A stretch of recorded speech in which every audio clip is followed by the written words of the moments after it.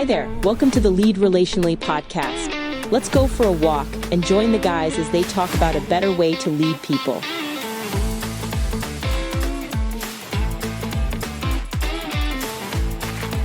Hey everyone, we're jumping into our next C, which is communication. So glad you're with us. Yeah, as you know, we're in the midst of a series that we're calling the 7 C's of relationships. These are just different ways of measuring where your relationship is at with someone. It's a way of measuring how close it is, how healthy it is. And as we've always said, that alone, these things don't tell you much. But as you look at each C and put them together, it will give you a pretty comprehensive picture of why your relationships are where they're at. So communication, I think we can all agree, it's huge, especially in a work context or a team context where people have to come together to make things happen. You know, when things go wrong, it's usually because there's been a miscommunication. There is no relationship without communication. It's the lifeblood, for sure. It is central to everything. And obviously, the more we work at it, I don't think there's anyone that can't get better at communicating relational things well. For sure. And even if you fancy yourself a good communicator, there's probably individual people that you can be a better communicator to. Or that we can say, you know what, the communication's fine, but if we want to be a healthier team and have work be more enjoyable and appreciate each other more, we can turn up the relational dial and go further with our communication, and we can do it intentionally. And as you get to know your team and they get to know you better, you realize that communication is not what you said, it's what the other person heard.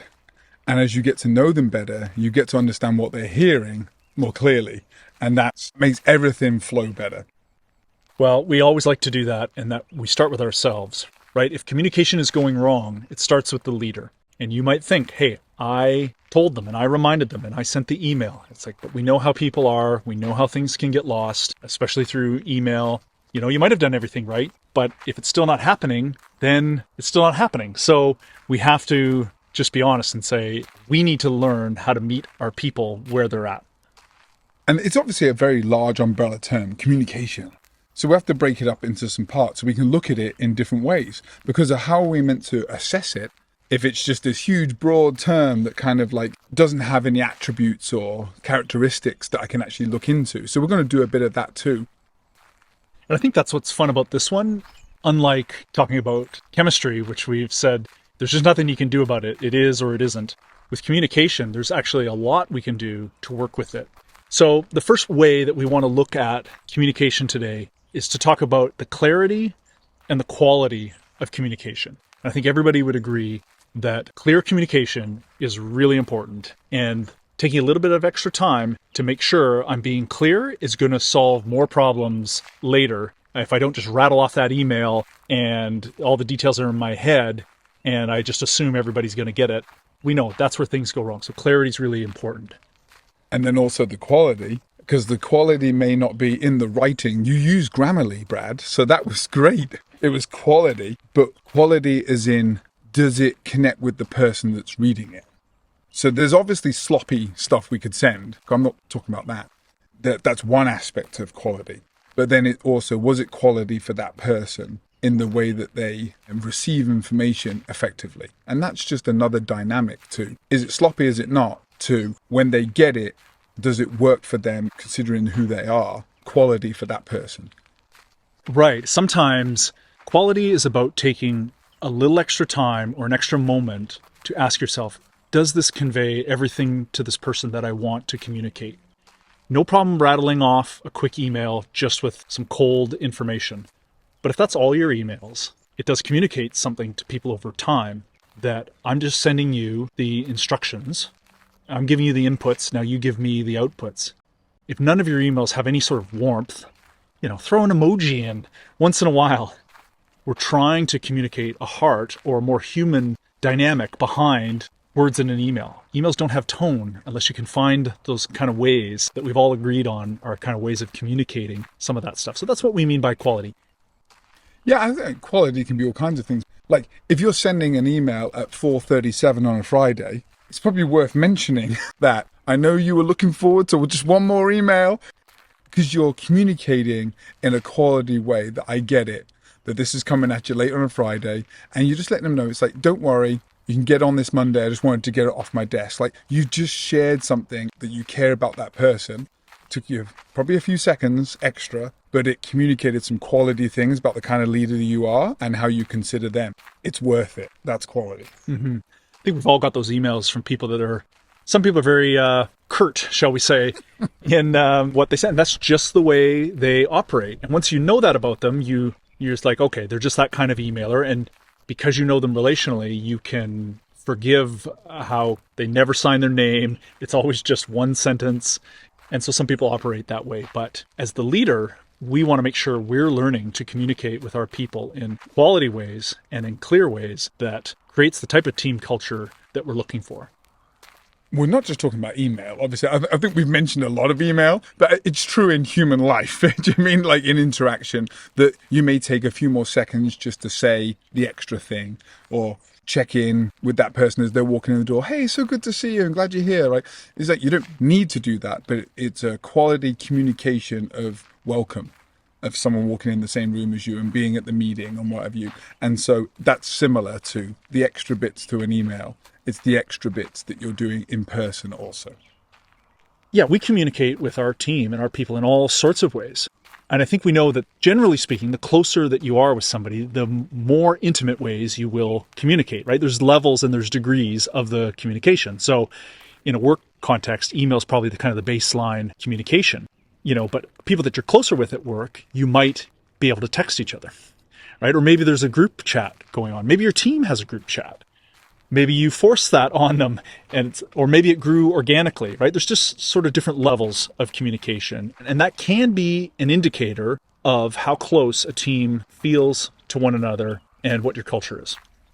So sometimes I've heard, I don't know if this has really happened, but there's a group chat and then there's a side group chat that not all the people in the group chat are in. And it's like, that can cause all kinds of mayhem. But it just shows that there's different levels of relationship. And then when people want to let rip with some memes and some other things, and so they've got the work chat and then the side work chat. We know that these things happen, but they happen for a reason that may seem terrible, and it may be terrible. But there's also a desire there to be able to communicate in a different way, and it's something that's interesting. Well, you may not be in the group chat as the leader. That may be exactly why it exists, so that they can talk behind your back about all the things. And so they want to be able to have those side conversations, which, again, could be a healthy little outlet to let them have that type of space. But we also know how much fun it is to be in those spaces with our people. Sometimes as the leader, it's hard. You do carry a different burden. You sit at a different table. You have to carry the weight of different things. And sometimes that sets you apart from the team, and everybody knows it. And so sometimes you don't get to have the fun and you don't get to play. And so being a part of a group chat where there is a little bit of that, at least you get to know what the inside jokes are if somebody shares something. So it's really healthy if you are included in that. I don't think you can be the star of the show as the leader. It's not about you, it's about them.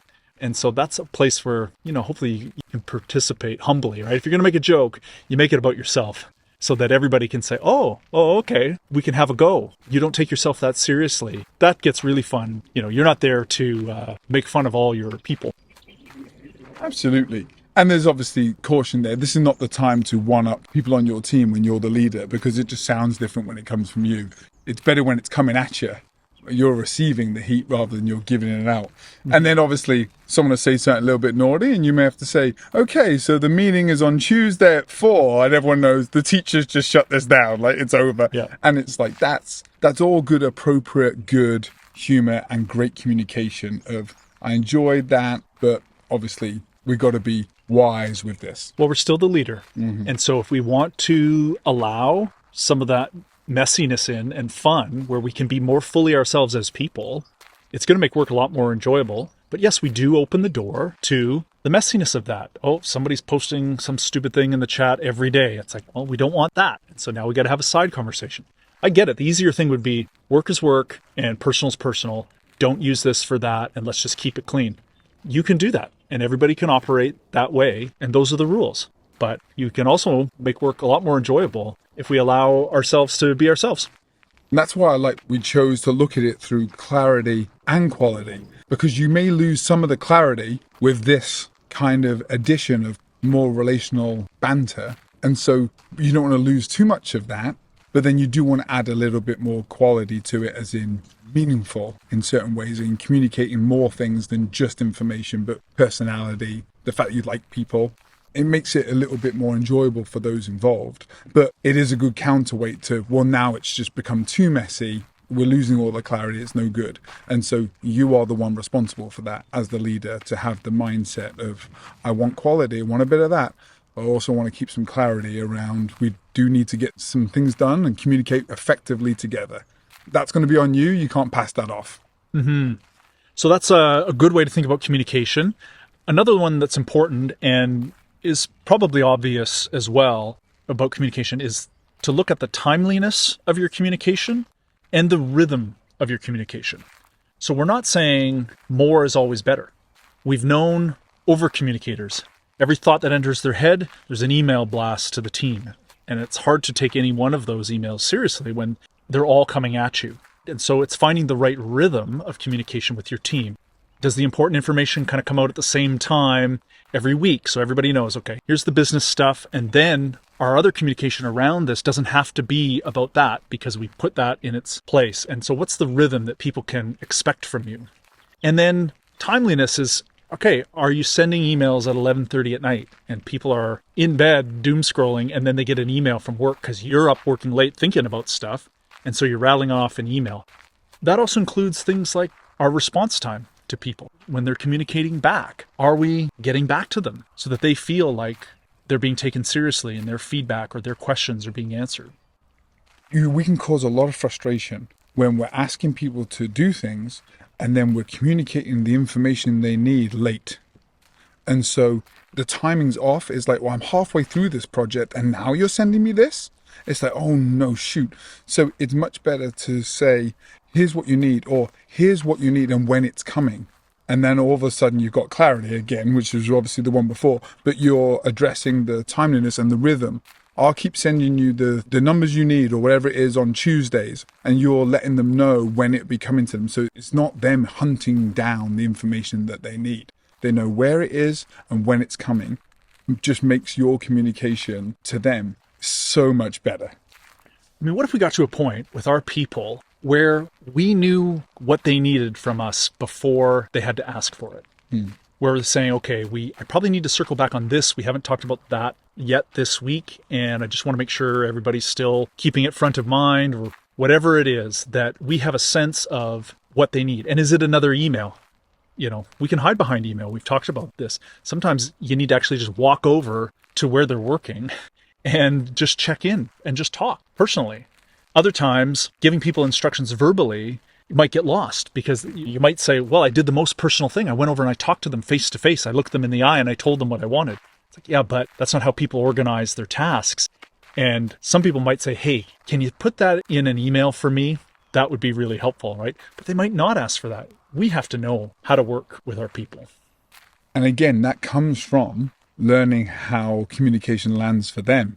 They probably would have enjoyed the conversation that you had, but then really appreciate the follow-up email because that's how they form their task list. But you know that about them. So imagine the next time you say, don't worry, I'll send you a quick email with those points on it. How amazing would that make them feel that you've considered how they like to be communicated to, and before they've had to ask, you've said, I know you want the follow-up email. It's going to be with you in 20 minutes. Like, unbelievable. My leader is doing everything they can to have my back. It's amazing. I think one of the reasons that we want to talk about the rhythm of communication is that we want to measure what's natural, right? What is happening right now? Because we're not talking about what's on the calendar. Normally, most natural communication, we don't schedule on a calendar. Now, you could, if you wanted to be really intentional about your communication with, let's say, a new team member that you don't know, so they might not pop into your head as readily. You might put it on your calendar and schedule a couple extra check-ins with them, or make sure you send them a follow-up email saying, hey, was everything clear? Can I do anything? Or maybe you put on your calendar, walk by their desk tomorrow morning so that you actually do it. But that's really just for a season until the things that you want to be happening are happening naturally. So have a look at what's happening naturally with your people right now, and that is your rhythm. If you want to make sure you catch them on their birthday and anniversary, that probably is on your calendar. But we're not saying you need to schedule all your communication on the calendar. We're saying that a lot of communication just evolves and grows naturally. And hopefully the health of our communication with people is also growing naturally. So once you've got the timeless and rhythm kind of in a place where you'd like it to be, then it's time to work your way over to where is it enjoyable and personal? And this is where we can get ourselves into some hot water, Brad, because this is where humor rears its ugly head.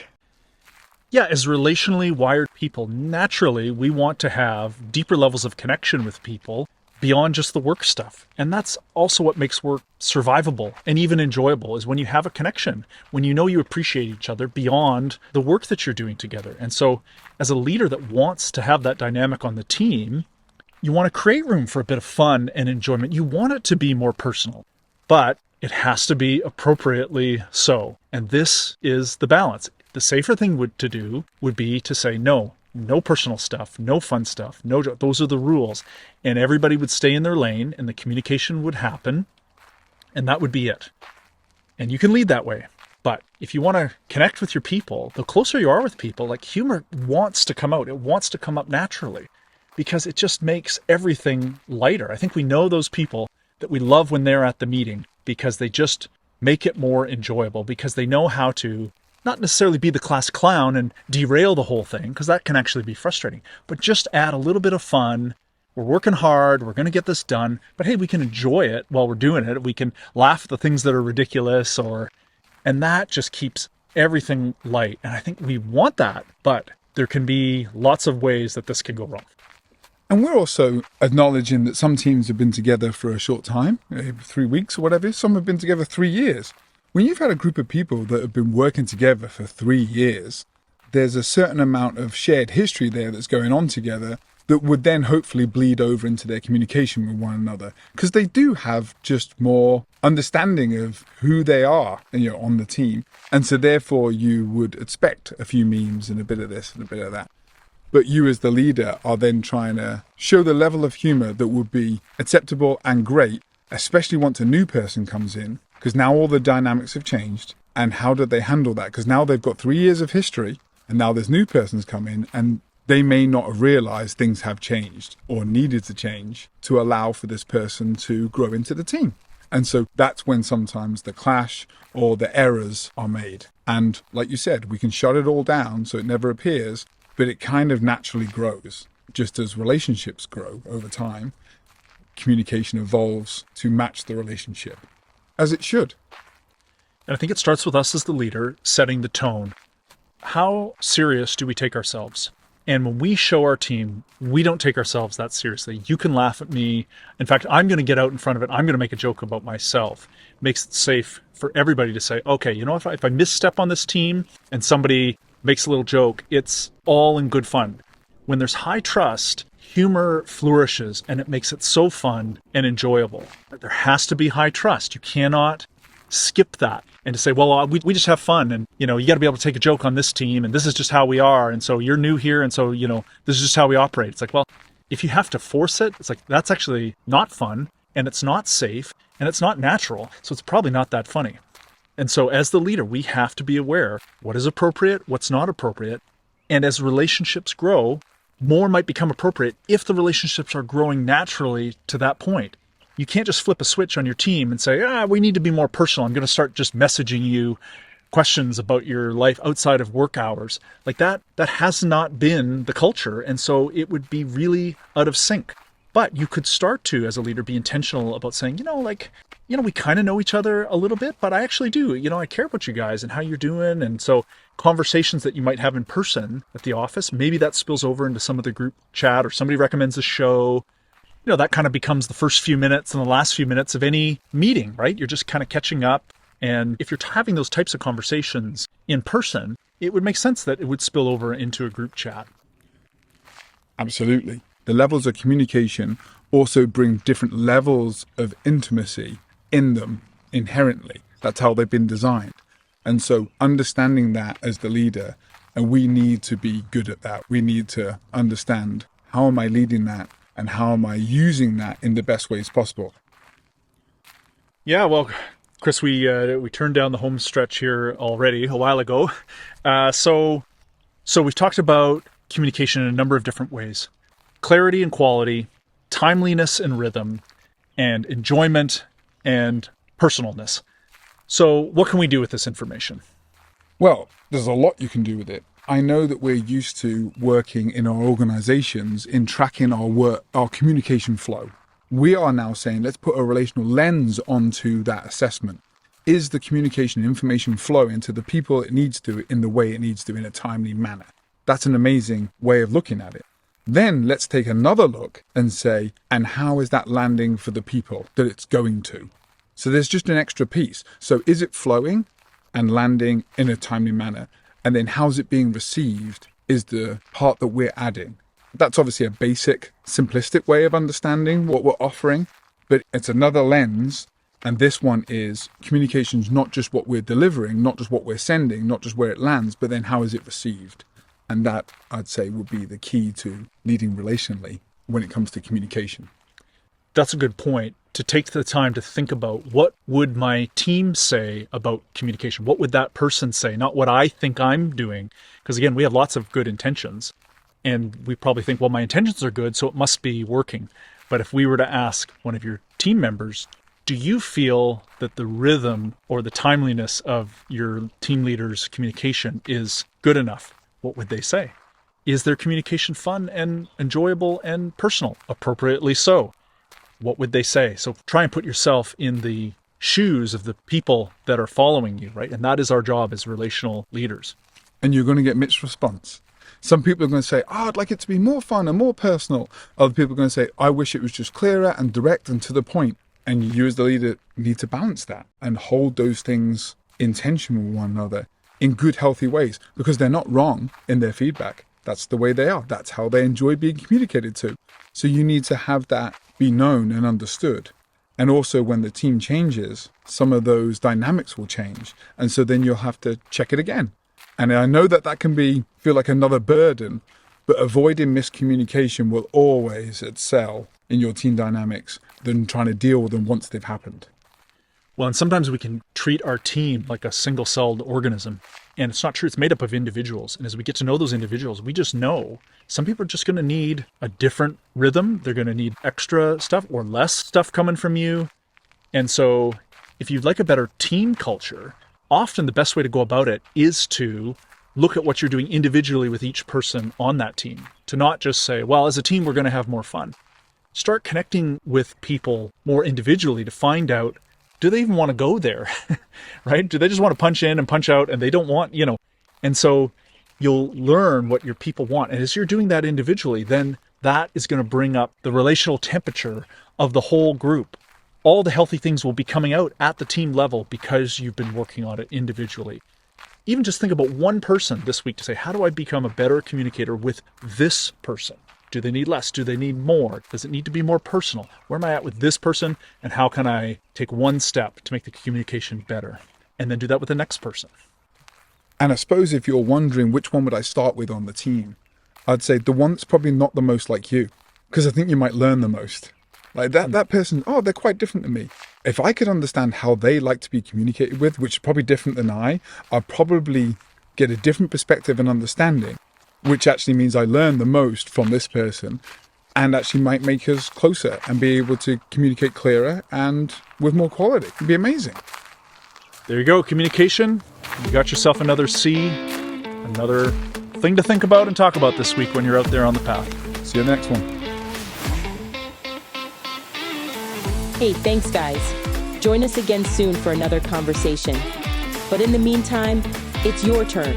Get out there and walk alongside the people that you're leading.